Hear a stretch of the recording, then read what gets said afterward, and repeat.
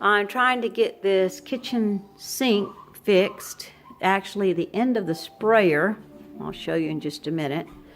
This right here came unscrewed. It's one of the newer ones, but you see the threads on this end? It actually screws into this spray nozzle. And then of course the spray nozzle goes up and down and around.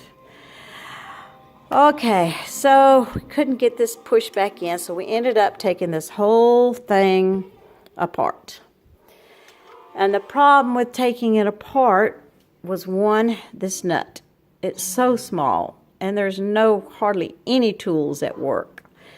Well, for the nut, I found that this kit right here, the Irwin kit, has a large one in it that actually fits on this nut here.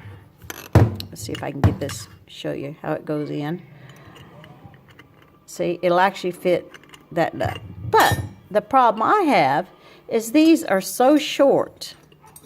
Of course, now this is the key. You're supposed to put it in this bottom and turn it. Well, the problem I have, if you put this up on here and turn it, you cannot get past the sinks in there. Let's see if I can get that sink. And you've got to be able to get it past the sink. So I ended up getting me a 1 1/4 inch PVC pipe. I took a heat gun, which I used the 1,500 watt heat gun. Heated the PVC pipe up because it's not quite large enough for the end of this. So I heated it up, pushed it down in there, and then also, you can see on some of the sides, I heated the sides up and pushed it up into that groove. And now I went ahead and re-drilled a hole, and if it slides, you can always put some kind of nut, or if you go on both sides, you can put something between here so it doesn't slide. And then I drilled holes in the bottom. And the reason I have one farther up is I didn't want to weaken that area. So I brought the other farther up on there. So you can take this. Where is the... I've lost it. Here it is. Okay, you use this. Put it... All right, it fell. Put it in here, and you have plenty of room now to get past those sinks. So again, I've used the Irwin, the largest one, to be able to get this nut off. The nut went up on here to hold this up to that plate right there. 2, I had problems with this quick connect. And I haven't really seen a really good video on this quick connect to how to release it, except push this in, it's supposed to release. When you get older and arthritis, there's no way you can push this. Try to hold it up, hand up in there and pull down on here. It just didn't work for me.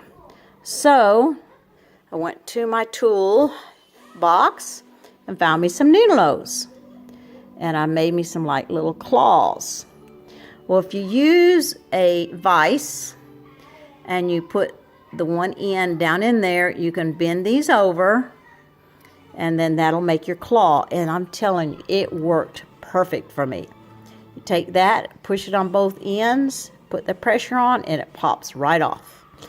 So if you have problems with a quick release, use this.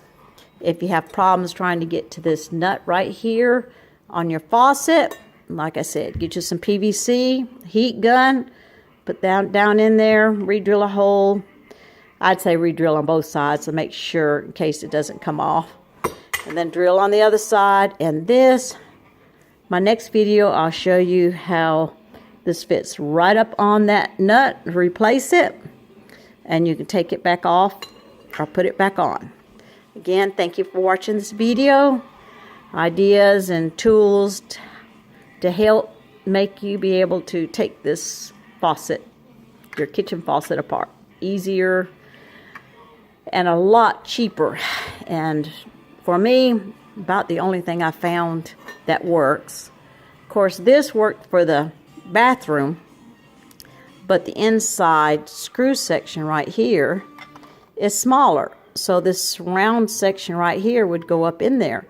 But the kitchen faucet, it doesn't work. Believe me, I tried. Like I said, that's only for a bathroom faucet. So you have a good day and good luck to you.